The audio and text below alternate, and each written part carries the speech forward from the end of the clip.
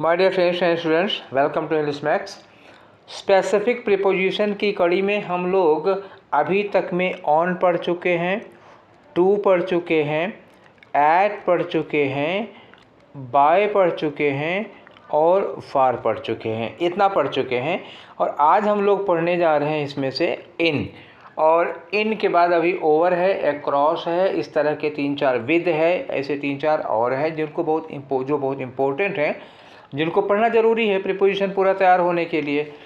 तो आज हम लोग शुरू कर रहे हैं इन, और ये बहुत ही इम्पोर्टेंट है। इसके पहले वाले जो आप लोगों ने नहीं देखे हैं तो उनको आप डिस्क्रिप्शन बॉक्स में जाके देख लीजिए, लिंक दिया हुआ है, उन वीडियोज़ को भी देख लीजिए। और इसके अलावा भी थीम पर हम लोगों ने प्लेस पढ़ लिया है और मीन्स एंड मीडियम पढ़ लिया है, टाइम पर पढ़ लिया है, ठीक है, तो उनको भी देख लीजिए। सब के सब बहुत इंपॉर्टेंट है और जब तक आप पूरा का पूरा नहीं पढ़ लेंगे तब तक प्रीपोजिशन ठीक से क्लियर होना बहुत मुश्किल हो जाएगा, ठीक है, क्योंकि क्वेश्चन प्रीपोजिशन से सबसे ज़्यादा पूछे जाते हैं, ठीक है।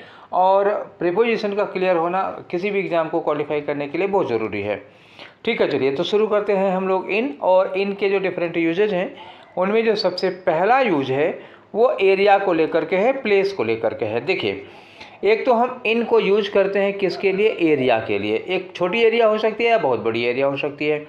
एरिया इतनी बड़ी हो सकती है कि आप वर्ल्ड को यूज कर सकते हो ना। दुनिया के लिए क्या यूज किया जाता है? वर्ल्ड के लिए इन यूज किया जाता है। और अर्थ के लिए क्या यूज किया जाता है? ऑन। ध्यान रखिएगा, हमेशा आप कहीं लिखा हो डैश द वर्ल्ड, ठीक, डैश द वर्ल्ड, और कहीं लिखा हो डैश द अर्थ, ठीक है, डैश द अर्थ।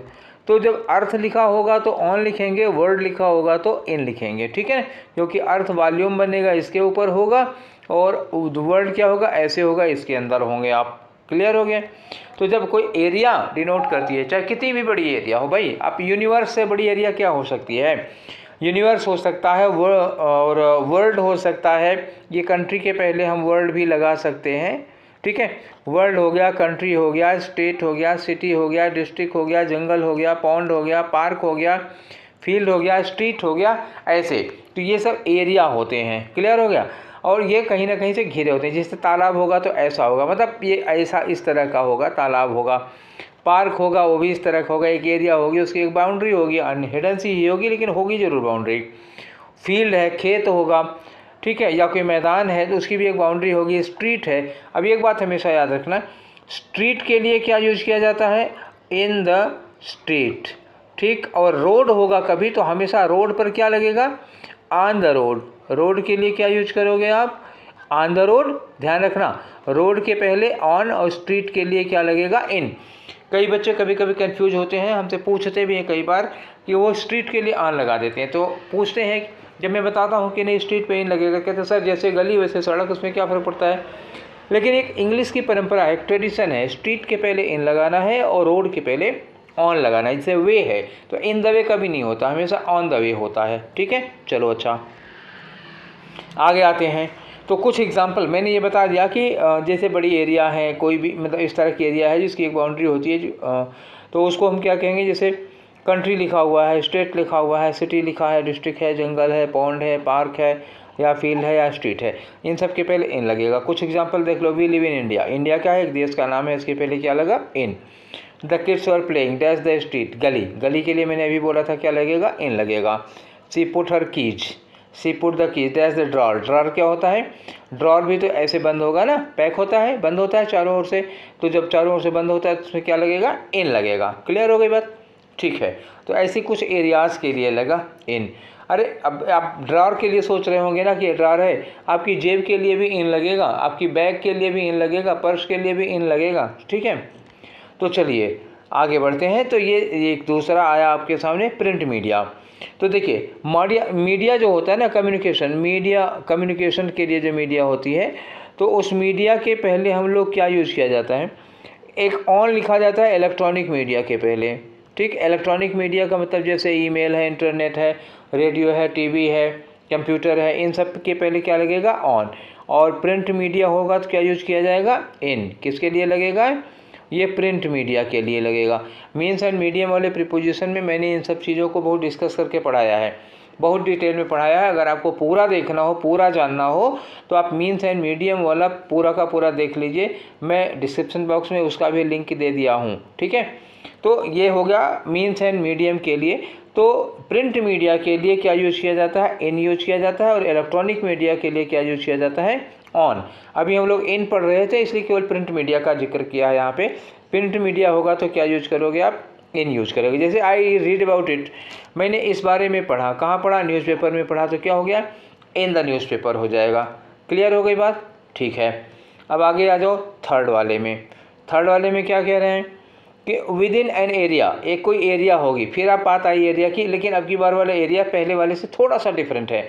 एक ऐसी एरिया हो जो सराउंडेड बाय समथिंग, चारों ओर से किसी चीज़ से घिरी हुई हो। जैसे यहाँ लिखा है बेड, ठीक है। तो ये मान लीजिए ये आपका बेड हो गया, ठीक है। ये बेड है, ठीक, ये बेड हो गया। और ये आपकी तकिया लगी हुई है और ये आप इस पर लेटे हुए हैं। ये देखो, ये आप लेटे हुए हैं। डिज़ाइन पे मत जाना, चित्र पे मत जाना। तो ये चारों ओर क्या लगा? ये जो पार्टी कहते हैं ना, इसको चारों ओर से लगी हुई है। ये लकड़ी का जो लगा होता है चारों ओर से। आप जब ऐसे में होंगे, ऐसे में आप होंगे तो क्या होंगे? आप किसी एरिया में होंगे। ये आपका एरिया बन रहा कि नहीं बन रहा? तो इसलिए बेड के ये क्यों यूज़ किया जाता है? इन यूज़ किया जाता है। जब आप लेटे होते हैं तो चारों ओर से घिरे होंगे, ठीक है। सराउंडेड होगा ना आपको। ये देखो चारों ओर से अब क्या कर रहा है? वो सराउंड कर रही है। दूसरा है आर्म चेयर।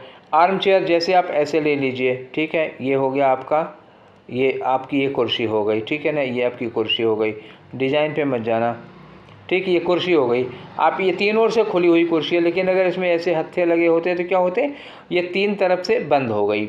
अब तीन तरफ से बंद हो गई, तीन तरफ से सराउंडेड हो गई। तो जब आप इसमें होंगे तो क्या होगी? ये एरिया का काम करेगा ना। ये वॉल्यूम तो होगा नहीं, एरिया होगा। इसलिए इसके पहले भी क्या यूज करोगे? इन यूज करोगे, ठीक है। तो जब घिरा हुआ एरिया होता है तो उसमें हम इन लगाते हैं। कम से कम तीन तरफ से घिरा जरूर होना चाहिए। जैसे she was lying in bed, in bed क्या लगा? बिस्तर में इन लगा, ठीक, क्योंकि ये ऐसे ऐसे बन गया। आगे लिखा grandfather was sitting in an arm chair. Arm chair का मतलब अभी थोड़ी देर पहले बना के दिखाया था मैंने। तो वो तीन तरफ से घिरी हो जाएगी। तो इसमें क्या लगाएंगे? फिर आप इन यूज करेंगे। क्लियर हो गया? अच्छा, ये आर्म चेयर वाला और बेड, आर्म चेयर पे क्या लगेगा, चेयर पे क्या लगेगा, ये हमने जो प्रीपोजिशन ऑफ प्लेस यूज किया है, पढ़ाया है। या लास्ट में हमने इन और ऑन, इसका डिफरेंस वाला एक बड़ा सा वीडियो डाला है। इन और ऑन का, इन और एट का, ऑन और एट का, इन सब में क्या डिफरेंस होता है, इस पे एक वीडियो अलग से डाल रखा है मैंने, जिसमें मैंने कहा था और टाइटल पढ़ी होगी कन्फ्यूजन्स ऑफ प्रीपोजिशन। तो ठीक, वो आप देख लीजिएगा, बहुत उसे क्लियर हो जाएगा, ठीक है। ऑन कब होगा, एट कब होगा, इन कब होगा, वहाँ से भी ये बात क्लियर हो जाएगी। वहाँ और डिटेल में है। यहाँ केवल इन के रेफरेंस में पढ़ रहे हैं, वहाँ पूरा डिटेल में पढ़ा गया था और वो बोर्ड पर पढ़ाया था मैंने, ठीक है। अगला आ जाओ। अगला है कि फॉर्मिंग द होल या पार्ट ऑफ समथिंग। कोई चीज़ है, जैसे मान लीजिए ये कोई चीज़ है, इसका ये वाला टुकड़ा अगर हम निकालेंगे तो उसको क्या कहा जाएगा? इन कहेंगे ना, जिससे मिल करके कोई चीज़ बनी हुई होती है। जैसे मान लो एक ईयर है, 1 ईयर है, ठीक है ना। 1 ईयर में कितने मंथ होते हैं? 12 मंथ होते हैं। तो 12 मंथ मिल करके एक ईयर को बनाते हैं। तो ये जो 12 मंथ होते हैं क्या होते हैं? वो ईयर का पार्ट होते हैं, ठीक है। 12 महीनों से मिल करके ईयर बना होता है। तो इसको हम क्या यूज़ करेंगे? इन यूज करेंगे। जैसे there are 31 days in May में 31 दिन होते हैं। लिखा there are 60 students in this class. In this class मतलब एक क्लास है, उसमें 30 स्टूडेंट्स हैं या 60 स्टूडेंट हैं। ये सब क्या है? ये मान लो एक क्लास है, तो इसमें ये भी जितने स्टूडेंट हैं सब उस क्लास का पार्ट है ना। उन्हीं स्टूडेंट से मिल करके वो क्लास बनी है। 60 स्टूडेंट्स ने मिल करके उस क्लास को बनाया है, वो क्लास बनी है। तो ईच एंड स्टूडेंट क्या होगा? उस क्लास का पार्ट होगा। तो यहाँ क्या लगाएंगे? इन लगाएंगे। There are 60 students in this class, ठीक है। There are 12 months in a year. There are 30 days in June, ऐसे हम लोग बनाते हैं। There are 7 days in a week, ठीक। क्लियर हो गया? एक तो ये हो गया। अब ये जो 5वें पर देखो, 5वें में फिर आ गया टाइम के लिए हम इनका यूज कहाँ तक करते हैं। ये जो अब शुरू कर रहे हैं वो किसके लिए है? टाइम के लिए यूज कर रहे हैं। इन कहाँ कहाँ टाइम के लिए लगता है। वैसे 1-2 वीडियो आपका टाइम पर पड़ा हुआ है, जिसमें हमने बहुत डिटेल में टाइम के लिए लगने वाले सारे preposition at, on, in, by, till, from, since सबको अच्छे से डिस्कस किया हुआ है। आप चाहें तो वो वाला वीडियो देख सकते हैं। उसमें टाइम के सारे सेगमेंट क्लियर किए गए। यहाँ केवल इन को लेकर के हम डिस्कस कर रहे हैं, इनके डिफरेंट यूजेस क्या हैं, क्योंकि केवल टाइम और प्लेस में तो इन कवर हो नहीं जाता, इनके टाइम और प्लेस के अलावा भी बहुत सारे यूजेस होते हैं। तो उन सारे यूजेस को कवर करने के लिए, और जो टाइम प्लेस में आया था वो भी यहाँ बता लेंगे, इसके अलावा जो इनके और सारे यूजेस हैं वो भी हम कवर कर लेंगे, ठीक है। इसलिए केवल इन को यहाँ पे खास तौर से मेंशन किया गया है, खास तौर से उसी पर कंसंट्रेट किया गया है। एक एक प्रीपोजिशन हो रहा है ना यहाँ पे। तो चलो यहाँ पे टाइम के लिए क्या यूज़ करें, ड्यूरिंग द पीरियड। जब कोई पीरियड या कोई ड्यूरेशन होती है उसके लिए भी हम इन यूज करते हैं। जैसे सेंचुरी है, 100 ईयर्स का टाइम है, ईयर है 12 मंथ्स का टाइम है, सीज़न है, ठीक है। सीज़न होती कम से कम 3 मंथ का तो होता ही होता है, मंथ है कम से कम 30 डेज़ का होगा, एक एज होती है, यंग एज, ओल्ड एज, ऐसे तो ये भी बहुत सारे कई सालों की होती है। इसी में आप यूज कर सकते हो डिकेड। डिकेड का मतलब क्या हुआ, मान लो 10 ईयर्स का टाइम ये भी होता है, तो यहाँ पे हमने लिखा नहीं है, लेकिन आप बढ़ाना चाहो तो यहाँ पे बढ़ा लो, डिकेड 10 ईयर्स का टाइम होता है, ये कर लो इसी में, ठीक है। तो अब और आगे बढ़ो, देखो इन द 18th सेंचुरी। देखो अब कोई आप सेंटेंस बनाते हो जिसमें 18th सेंचुरी या कोई भी सेंचुरी, फर्स्ट सेकेंड थर्ड कोई भी सेंचुरी लिखी हो, तो सेंचुरी 100 ईयर का टाइम होता है, उसमें क्या लगाओगे, इन। यहाँ लिखा देखो 2021, तो यहाँ क्या लगाओगे, इन। अगर परफेक्ट या परफेक्ट कंटिन्यूअस टेंस हुआ तो सिंस लग जाएगा, तो या सिंस लग जाएगा या तो इन लग जाएगा। सन में यही दो चीज़ें लगती हैं। ये देखो स्प्रिंग है, समर है, ऑटम है, विंटर है, तो इसके पहले क्या यूज़ किया, इन, ये सीजन का नाम है। इन द फॉल, फॉल का मतलब क्या हुआ, वही पतझड़ का टाइम होता है, तो इसमें भी क्या यूज़ किया, इन। मार्च देखो मंथ का नाम है, इसके पहले क्या लगेगा, इन। ओल्ड एज देखो एज है, इसके पहले क्या यूज़ करोगे, इन। तो इस तरह से ये थे डिफरेंट यूजेज ऑफ इन। अब आगे आ जाओ 6 नंबर पे क्या है। देखो 6 नंबर पे इनका यूज है फिर से टाइम के लिए, लेकिन यह है पर्टिकुलर लेंथ ऑफ टाइम, ठीक है ना। एक खास लेंथ होती है टाइम की, कोई पर्टिकुलर लेंथ ऑफ टाइम होती है। एक मान लो जैसे नंबर दे दिया जाता है ना, उसके पहले 2, 4, 5, 6 ऐसा कोई नंबर लगा होगा समय के यूनिट के पहले, तो ये जो पर्टिकुलर कहा गया है, तो उस पर्टिकुलर का मतलब क्या हुआ, कोई नंबर दिया होना चाहिए, ये पर्टिकुलर में कोई नंबर होना चाहिए। उसके बाद क्या होगा, देखो लिखा नंबर ऑफ सेकेंड्स, ठीक है, कुछ सेकंड, जैसे मान लो 5 सेकंड, 10 सेकंड, 20 सेकंड, ऐसे कुछ बात करो।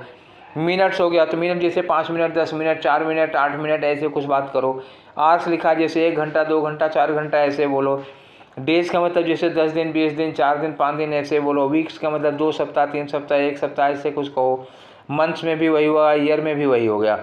तो इनके पहले अगर कोई नंबर यूज़ कर देते हो, 2, 3, 4 ऐसे कुछ नंबर यूज़ कर देते हो, तो उसके पहले इन लगेगा, ठीक है।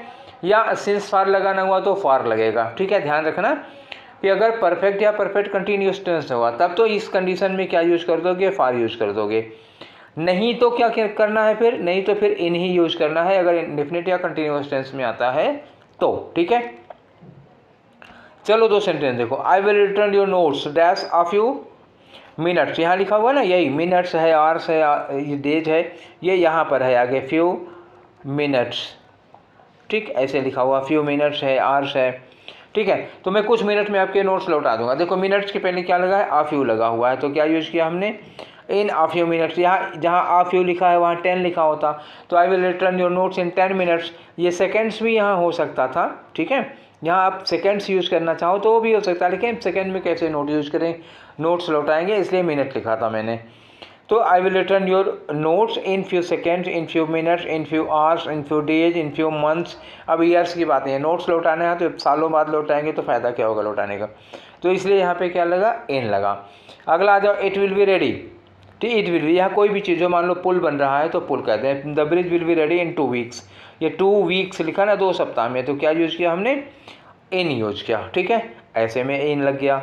अब और आ जाओ, इनका यूज़ कहाँ होता है, एक पार्ट्स ऑफ डे में यूज़ किया जाता है। तो देखो मैंने जब वो टाइम वाला बता रहे थे तब भी मैंने बताया था कि पार्ट्स ऑफ डे में 2 चीज़ें लगती हैं, कुछ में इन लगती हैं, जैसे द मॉर्निंग है, द आफ्टरनून है, द इवनिंग है, द नाइट है, इनके पहले क्या लगा, इन लगा। ऐसे ही अगर मान लो लिखा होता है डॉन, डॉन का मतलब होता है सूर्योदय का टाइम हुआ, डॉन है, नून है, डस्क है, ठीक है, शाम का टाइम है, सनसेट का टाइम है, या फिर केवल नाइट लिखा हुआ हो, ठीक है, ध्यान रखना। अब यह डॉन लिखा हो या सनराइज़ लिखा हुआ हो, नून है, डस्क हो या सनसेट का टाइम लिखा हो, तो इन सब के पहले क्या यूज़ किया जाता है, एट यूज़ किया जाता है। अब दोनों में अंतर देख लो, जब एट लगा है तो इनके पहले याद करना कि दा नहीं लगा हुआ है, ठीक है ना, दा नहीं लगता। एट नाइट, नाइट केवल लिखा हो तो क्या यूज करोगे एट, डस्क लिखा हो, नून लिखा हो तो क्या लगेगा एट लगेगा। और इन सबों में क्या देखो लगा हुआ है, दा लगा हुआ है। इन तब लगाओगे जब इसमें दा लगा होगा, ठीक है, बात समझ गए। तो पार्ट्स, दिन के कुछ हिस्से होते हैं जिनके पहले इन यूज किया जाता है और दिन के कुछ हिस्से होते हैं जिनके पहले एट। ये कुछ हिस्से थे जिनके पहले एट लगा और ये कुछ हिस्से हैं जिनके पहले इन लगा। क्लियर, ठीक है। अब अगला आ जाओ, हमारा है 8वां, ठीक है। 8वां है, देखो वियरिंग समथिंग, ड्रेस, आप कुछ पहन रखे हो, आप जिस तरह का कपड़ा पहन रखे हो, कुर्ता पजामा पहन रहे हो, साड़ी पहन रखे हो, सूट पहन रखे हो, तो या उसका कलर कोई दिया हुआ है, मेंशन करना है, तो इस तरह से आप यूज करोगे तो इन यूज करोगे। Man in black, man in black का मतलब हुआ काले कपड़े पहने हुआ, तो कलर दे दिया हमने तभी इन लगाया। The girl is in blue sari, अब मान लो ब्लू ना लिखा होता, सपोज 1 मिनट के लिए मान लीजिए कि ब्लू ना लिखा होता तो क्या करते हैं, ठीक, मान लो ये ब्लू नहीं लिखा हुआ है यहाँ पे, तो लिखा हुआ the girl is dash sari, तो भी इन लगाओगे। साड़ी लिखा है तो ठीक है, सूट में होती तो क्या होता, सूट में होता तब भी इन लगाते। यहाँ तक कि हम कहें कि कुर्ता धोती, अब लड़की धोती नहीं पहनी होगी, ठीक है, चलो, तो जो कुछ भी पहनी होगी, लहंगा लिखा हो तो क्या यूज़ करोगे इन लहंगा, ठीक है ना। पैंट शर्ट पहने तो इन जीन्स, इन लगेगा।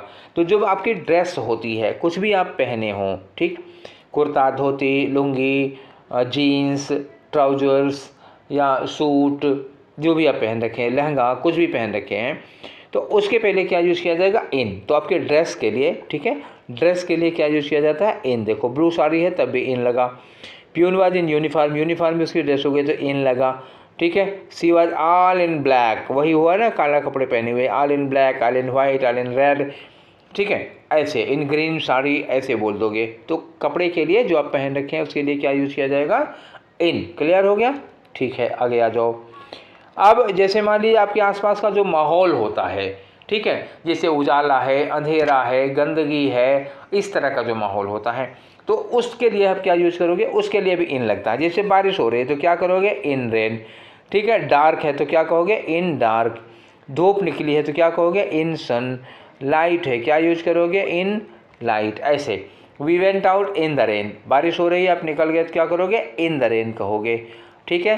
तो he was sitting alone in the dark, अंधेरे में वो अकेले बैठा हुआ था तो इन लगा देंगे, ठीक है। चलो आगे, ये आया 10वां। 10 और 11 एक साथ दिखा रहा है, ठीक है। 10 में लिखा इन अ लैंग्वेज, ठीक है, किसी भाषा में अगर कह रहे हो, जैसे मान लो ये कहते हैं कि ये ऐसे है, कोई ऐसे है, वो ऐसे अंग्रेजी में लिखा हुआ है, या मान लो कोई आर्टिकल छपा है हिंदी में छपा हुआ है, या कोई बुक है, मान लो बहुत अच्छी किताब लिखी है, वार एंड पीस लिखी है, अंग्रेजी में लिखी हुई है, रशियन में लिखी हुई है, किसी भी भाषा में, कोई चीज़ किसी भाषा में लिखी है, या आपने कोई आंसर किसी भाषा में लिखा हुआ है, तो उस भाषा के पहले हम लोग क्या यूज़ करते हैं, हमेशा भाषा के नाम के पहले हमेशा इन यूज़ किया है। यहाँ जो सेंटेंस बना है, she had written the agreement in English, उसने एग्रीमेंट इंग्लिश में लिख रखा है, ठीक। अब यहाँ इंग्लिश की जगह कुछ भी होता है, हिंदी, इंग्लिश, उर्दू, अरबी, फारसी, Marathi, Roman, Tamil, Telugu, Russian, Chinese, कुछ भी लिखा होता तो हम उसके पहले क्या लगाते, इन ही लगाते, ठीक है। अब आ जाओ मीन्स ऑफ राइटिंग। तो मीन्स ऑफ राइटिंग का मतलब लिखने के लिए जब आप जो साधन प्रयोग करते हैं उसके लिए। अब एक बात, पिछली बार मीन्स एंड मीडियम में आप लोगों ने बहुत अच्छी से पढ़ा होगा कि मैं इंस्ट्रूमेंटल यूज में पढ़ाया था, विद के बाद क्या यूज किया जाता है पेन, ठीक। अगर कोई चीज़ पेन से लिखी गई है तो विद लिखा जाएगा, और कोई चीज़ पेंसिल से लिखी गई है तो क्या यूज किया जाता है इन। पेंसिल से लिखा गया तो भी इन लिखा जाएगा। देखो कलर लिखा गया in black, black, blue, red, ऐसा कोई कलर का नाम अगर लिख देते हैं, she wrote a letter dash black, उसने काले कलर से या काली पेन से, ये खाली ब्लैक लिखा हो, बस कलर का नाम लिखा हो, ब्लैक, ब्लू, बस इतना लिखा हो, पेन, पेंसिल ये कुछ ना लिखा हो, तो केवल इंक का कलर दिया होगा तो क्या यूज करोगे इन यूज करोगे। पेंसिल से लिखा होगा तो क्या यूज करोगे इन यूज करोगे, या इंक लिखा होगा तो क्या यूज करोगे इन यूज करोगे। और अगर बाय द वे पेन लिखा हुआ है तो क्या यूज करोगे विद यूज करोगे, ठीक है ना। केवल पेन के लिए विद लगेगा, ब्लू पेन, रेड पेन, कुछ भी लिखा हो तो पेन लिखा होगा तो विद लगेगा, अदरवाइज और कुछ है, कलर इंक है, कलर है या पेंसिल है, तो क्या यूज करोगे? इन। इसीलिए मैंने कहा था कि मीन्स ऑफ राइटिंग में क्या यूज किया जाता है? इन। ये लिखा मीन्स ऑफ राइटिंग में इन यूज किया जाता है, एक्सेप्ट पेन के पहले विद लगता है। जैसे सी रोट इन पेंसिल, उसने लिखा, जो कुछ भी उसने लिखा, किससे लिखा? पेंसिल से लिखा, तो क्या होगा? इन यूज करोगे। ठीक है, आगे आ जाओ। अब आगे हमारे क्वेश्चन नंबर 12। ठीक है, क्वेश्चन नंबर नहीं है, रूल है भाई। ये क्वेश्चन कहाँ सॉल्व करें, आदत पड़ेगी ना, पढ़ाते पढ़ाते क्वेश्चन सॉल्व कराते कराते सारा दिन क्वेश्चन ही सॉल्व कराता रहता हूँ। मुझे ग्रामर पढ़ाने का मौका कम ही मिलता है, दिन भर खाली क्वेश्चन सॉल्व कराना है, जहाँ पहुँचो पेपर सॉल्व कराना है, जहाँ पहुँचो क्वेश्चन सॉल्व कराना है। तो क्वेश्चन सॉल्व कराते कराते आदत से पड़ गई, अगला क्वेश्चन नंबर ये, अगला क्वेश्चन नंबर ये। ठीक है, चलो। तो यूज टू शो स्टेट या कंडीशन, आपकी कोई स्टेट, आपकी कोई कंडीशन है, आपकी कोई स्थिति है, कोई दशा है, मानसिक हो चाहे शारीरिक हो चाहे सामाजिक, कैसी भी दशा हो सकती है, फाइनेंशियल भी हो सकती है। आप किसी भी स्टेट में हैं, ठीक है, आप प्यार में हो सकते हैं, नफरत में हो सकते हैं, गुस्से में हो सकते हैं, चाहे जैसे हो, उन सब कंडीशंस में भी यही यूज होता है। जैसे ये लिखा आई एम इन लव, ठीक है, तो मेरे लिए मत सोच लेना बच्चा, ठीक है, अपने अपने बारे में सोचो, मैं केवल एग्जांपल दे रहा हूँ। आई एम इन लव, ये क्या होता है? एक स्थिति होती है आपकी मानसिक या जो भी स्थिति कह सकते हो, इमोशनल कंडीशन हो सकती है। अगर आप प्यार में हैं तो क्या करोगे? I am in love. ठीक है, जैसे कि घर अच्छी स्थिति में है, घर बढ़िया कंडीशन में है, तो क्या करोगे? The house is in good condition. ये कंडीशन के लिए आ गया। I must put my affairs in order, मुझे अपने मामले निपटा लेना चाहिए, तो ये कंडीशन हो गई ना, इन ऑर्डर। इन ऑर्डर का मतलब क्या हुआ? उनको क्रम में कर लेना है या उसको व्यवस्थित कर लेना है। The daffodils were in full Bloom, ठीक है, डैफोडिल्स क्या होते हैं? फूल होते हैं। In full Bloom, full Bloom का मतलब पूरी तरह खिले हुए, एकदम पूरा खिले हुए, तो ये कंडीशन हो गई ना, उन डैफोडिल्स की कंडीशन है। तो यह क्या लगाया कंडीशन के लिए? इन। जैसे हम कहें कि महंगाई पूरे जोरों पर है, तो क्या कहोगे आप? In full swing. ऐसे क्या यूज करोगे? In full swing. ये देखो आ गया, इन फुल स्विंग आ गया। तो फिर क्या लगा ना इन ही उस कंडीशन के लिए, तो महंगाई की कंडीशन हो गई। ठीक है, अब आ जाओ, ये रहा 13 था हमारा।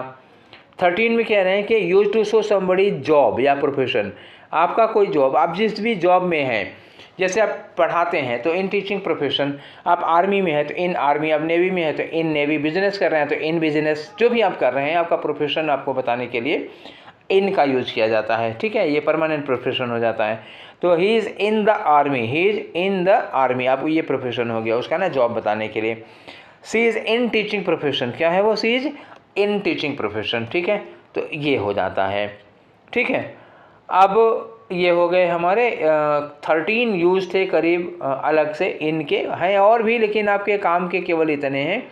आज हम लोगों ने इनके 13 यूज पढ़ लिए। ठीक है, आपको कोई कन्फ्यूजन हो, कोई वो हो तो आप बताइएगा।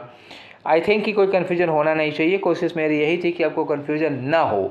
ठीक है, इसलिए मैंने इनके जितने ये 13 अलग अलग, अब इसमें से कुछ पहले से भी पढ़ा भी चुका हूँ, जो मैं थीमेटिक में जितना आ पाया है। जैसे जब प्लेस पढ़ा रहे थे तो इन कहाँ कहाँ लगता है बता चुका हूँ, जब टाइम पढ़ा रहे थे तो इनके कहाँ कहाँ लगता है बता चुका हूँ, मीन्स एंड मीडियम में भी इन कहाँ कहाँ लगता है वो मैं बता चुका हूँ। ठीक है, तो जो ये सेगमेंटेड आते रहे उनको मैं बताता रहा। अब यहाँ मैंने इनको पूरी तरह से इकट्ठा कर दिया, और कुछ उन सब के अलावा भी 4-6 नई चीज़ें भी आई। ठीक है, तो ये था हमारा कुल मिलाकर के इनका। ठीक, और इसका सोर्स आप लोगों को बता दूं कि ये किस सोर्स से पढ़ाए जा रहे हैं। भैया सोर्स बहुत ही ऑथेंटिक है, ये ऑक्सफोर्ड न्यू लर्नर है। ठीक है ना, जिस बुक से देख के जिससे वेरीफाई करके मैं पढ़ाता हूँ वो है ऑक्सफोर्ड एडवांस लर्नर। ठीक, इस डिक्शनरी से पढ़ा रहा हूँ। कौन सी है? Oxford advance learner. ठीक है, आप चाहो तो चेक कर सकते हो आप ऑक्सफोर्ड एडवांस लर्नर से।